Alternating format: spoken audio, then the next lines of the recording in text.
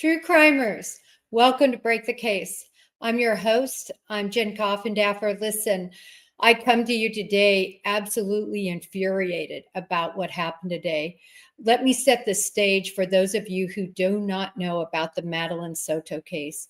Madeline Soto was a young girl that was viciously murdered and discarded by the boyfriend of her mother, quote unquote, the boyfriend of her mother. And this individual, Stephan Stearns, who had just maniacally abused her, sexually exploited her in every way possible, made videos, took photos, made her do ungodly things from the age of 11 at least. That's documented because he scrubbed his phone, but they were able to get many of these images back. This case was an airtight case. Why? Because there was video documentation, there was photographic documentation, there was documentation regarding his movements, there were lies, there was him discarding a backpack. There was a witness to some of it, at least to some degree, which was her mother, Jen Soto, who very much knew and approved of them sleeping together. They all three slept in a bed together at times, with Madeline sleeping by her boyfriend Stephan at times, them sleeping alone in a bedroom that was designated for them at times. It was just disgusting what happened. And for those of you who have followed this case closely and listened to, as an example, the interview of Jennifer Soto, which is an excellent interview, that officer did a good job. Many ask, why wasn't she charged minimally for criminal negligence in terms of her treatment of her daughter, child abuse, child negligence, minimally? We always said, well, they probably needed her for that murder case, to put that murder case timeline together, even though there's a lot already put together with the forensic information and the information surrounding his movements that morning related to him purportedly dropping her off at school, not dropping her off at school because she was likely already dead. From the information we have, she was likely strangled, murdered in the night, and then later transported, literally dead, but propped up in a car that was caught on some video. Anyway, that's just a little bit of the background. There's a lot of facts and information here, which I've gone over in other previous lives. But what's critical here is Stephan Stearns' case. He was charged in two separate cases. There was the case involving the lewd and lascivious acts with her, the sexual assault of her, everything that happened in terms of the sexual exploitation of her. And there were multiple, dozens and dozens and dozens of charges. And he was coming up for trial on that. So it made all the sense of the world that plea negotiations would start. We saw it in the Idaho 4 case. You're going to see it in every case that exists, that right leading up to trial, the prosecutors don't like to go to trial, the defense teams don't want to go to trial. A trial is called a trial for a reason. It's a true testament to working 20-hour days, to being completely immersed in facts and the situation surrounding a case. It is very, very difficult to go through a trial for the prosecutors and the defense. But obviously, in a case like this, the number one goal, and really any case, particularly cases involving sexual assault and murders, the number one thought should be on that victim and justice for that victim. When I saw that plea negotiations were in the works, and then I saw the court document come out, I specifically looked at it, and I looked to see if particularly, and I should have this document up here, if particularly they listed both cases, but they didn't. I posted this on Twitter. I posted it twice, that the case they referenced in that motion was specifically the sexual assault case. And so I thought, well, this makes a lot of sense. They're going to plead him out to the sexual assault charges. Those are just indisputable. And by the way, for those of you who don't know it, Florida was the first state to say if a girl or a boy, anybody below the age of 12 is sexually assaulted, the death penalty is on the table in Florida. Idaho is followed, but essentially, this is the first state where if you sexually abuse a child as an 11-year-old, you're death penalty eligible. I never understood why they didn't put that on a table. I did a live on that with a former chief prosecutor, Dave Ehrenberg, total friend of the show, wonderful guy, knows his stuff. And both of us had the same belief. Well, this was because the slam dunk case was the murder case, and the Supreme Court hasn't had to weigh in on a case that involved a girl or a boy being sexually assaulted and the death penalty being on the table for them. I believe the Supreme Court is probably going to have a problem with it, but it is state law in Texas, and we believed that they did not want this particular case to be the testing ground. Although I thought it would have been a perfect case. You literally had, in this particular case, a girl that this was egregious. This went on over time and time and time and years and years and years of it really being kind of a sex slave to him. It was just disgusting what he put her through all those years. And it would have been the perfect case, in my opinion, to test this legal statutory punishment as provided by the Florida statute. But it wasn't. And I thought, well, that's okay, because there's the murder charge that was going to be done separately. The reason they divided it, as you can imagine, the defense certainly didn't want these cases tried together. The defense said, oh my gosh, we do not want everyone seeing all this illicit and disgusting information regarding his sexual abuse of this young girl over years to be part of this murder trial. And I'm sure during the murder trial, they would have tried to keep as much out as they could under the premise that it was more prejudicial than it was probative, which is what a judge is going to look at in any case if they are going to consider allowing photos in during a trial that are extremely heinous, graphic, and disgusting, as we would have seen here. So anyway, they divided that case out. That was the case I thought we were dealing with. Then I started seeing all throughout social media sources were saying this, sources were saying this, and then I saw it on mainstream media actually as well, that mainstream media was saying, listen, there were two channels particularly that said, listen, according to our sources, they're going to plead out both of these cases. And again, I looked back at the documents and I said, well, let me see the motion for that.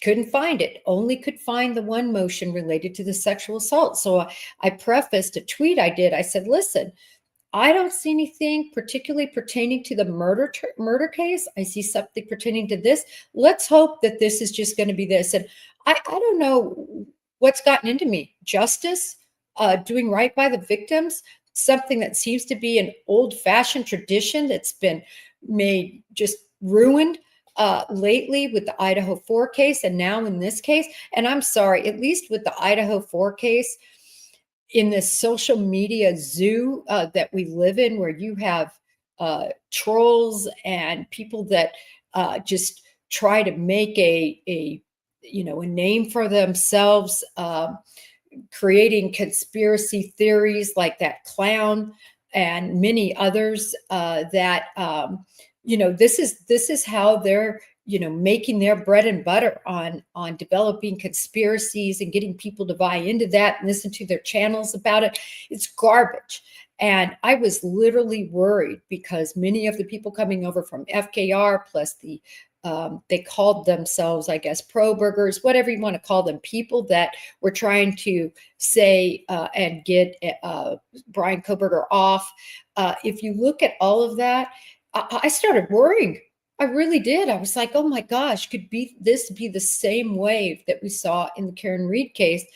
And I thought, man, maybe it's a good idea that they pled, even though I hate it in that case. That is a classic case, the Idaho 4, of a death penalty worthy case. And I'm not for the death penalty in all cases by any stretch. But cases against children and cases against mass murderers and serial killers, that I think those are the kinds of cases that should be reserved for the death penalty. Certainly the Idaho 4 case. And when that case was pled, I had a lot of mixed emotions on it. The sentencing is this Wednesday, but I don't want to digress from the Madeline Soto case. I just want to say that, geez, we got blindsided again. And terribly speaking, almost nobody was there to advocate for Madeline Soto. Certainly not her mother, Jennifer Soto, who was persona non grata, not even in the court, didn't give a statement for her own daughter. But you know what? Why are we surprised? Madeline Soto's mother allowed her to be abused, allowed her to be sexually exploited, allowed all these horrendous things that happened to her body at the age of 11 and 12, prepubescent abuse by her boyfriend. And people can say, oh, well, she really probably didn't know. No, I'm not buying it. I'm not buying it. They slept in the same bed together. What boyfriend wants to sleep with an 11-year-old in a private bedroom? Hello? And Jennifer Soto did not come off as slow. Initially, I thought, well, maybe she's mentally has a deficiency cognizantly. Maybe she's, got an IQ of 40 here. I don't know this woman. Well, when I saw her interviewed, I saw that was not the case. The bottom line is her life wasn't about protecting her daughter. Her life ended up exploiting her daughter. And then for her not to even be there on the day of reckoning, if you will, for this case. And the fact that these prosecutors, which I will never understand, I'm going to have Dave Ehrenberg back on because I want to hear that side of the story. And this happened a lot in law enforcement. In law enforcement, let me tell you, we fight for justice. We fight for the victims. And that's why you see me as a victim advocate now. It carried over very logically in this space because you want justice for that victim. Does anybody really think justice for Madeline Soto was not having Stephan Stearns go on trial? Having all he did exploited and shown to the world and him being humiliated and disgraced? This isn't, I hope this doesn't sound like I'm some sort of evil person that, this is so unjust for somebody who did this to this little girl, not to have to face the music, not to have to listen to the witnesses, the police officers, to see what he kept in his phone, to see the videos, to see the horrificness of what happened to this little girl and have him be on trial, on stage, his name, him disgraced.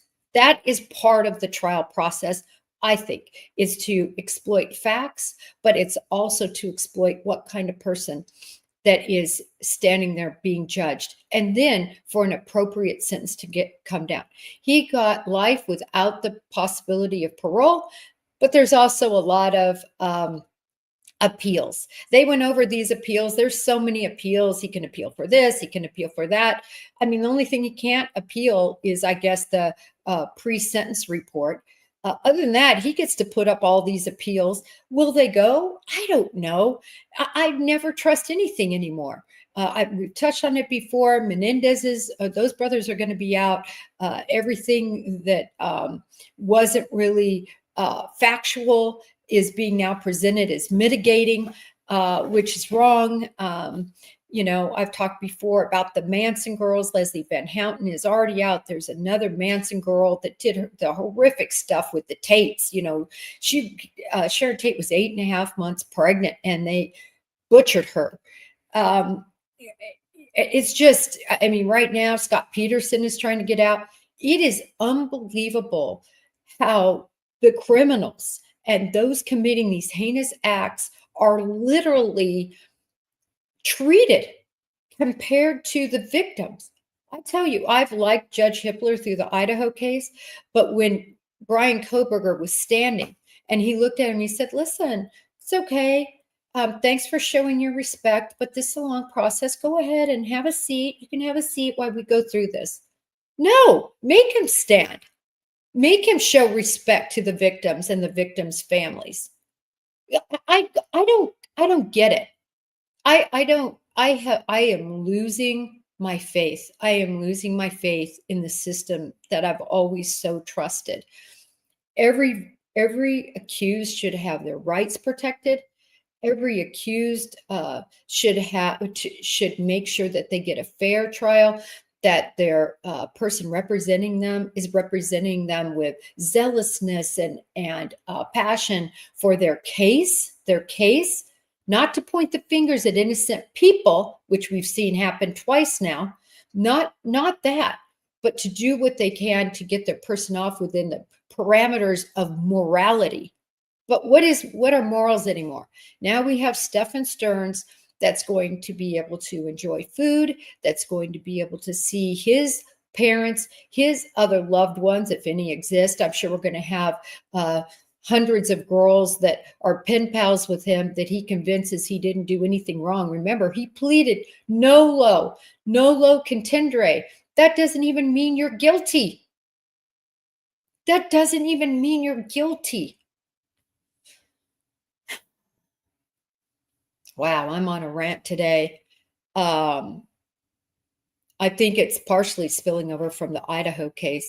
You know, I hope all of you out here in this audience, all of you who are on other platforms, who have your own platforms, who visit and are a huge part of like my Twitter platform, which I appreciate each of you and everything you have to say who are part of this platform.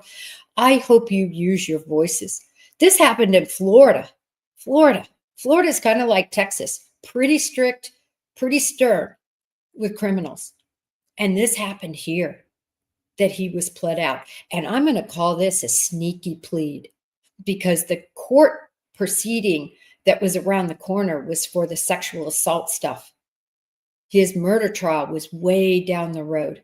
This was a sneaky plea, a sneaky agreement that grabbed a case that wasn't even listed on that docket, that grabbed it and merged it in. Sure, the defense wanted that. The defense, just like in the Brian Koberger case, oh my God, they're making out like bandits.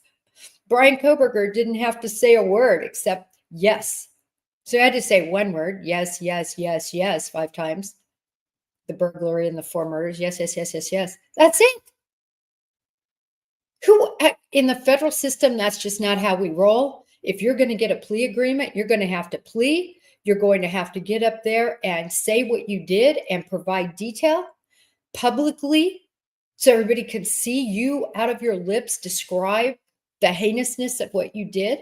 You're going to have to be debriefed with FBI agents for sometimes months.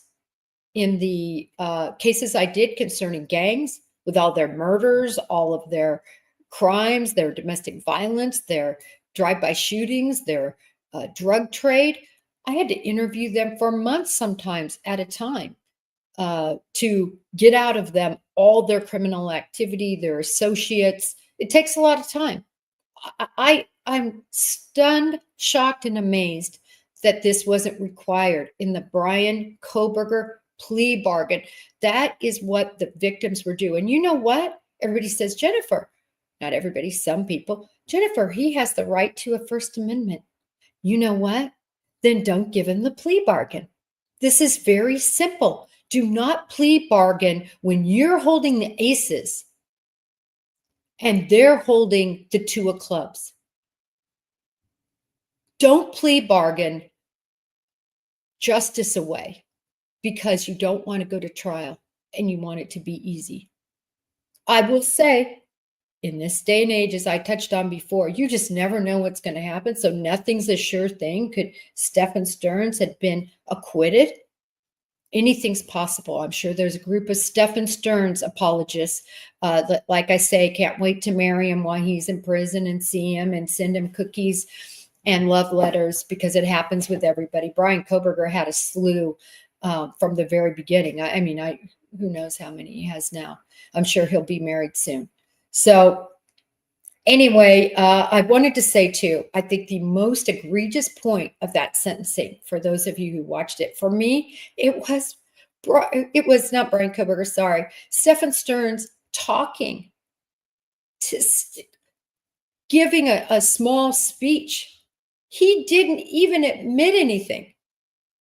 You know, I'm sorry she's gone. That isn't admitting anything. How about, I'm sorry I took the life of Madeline Soto.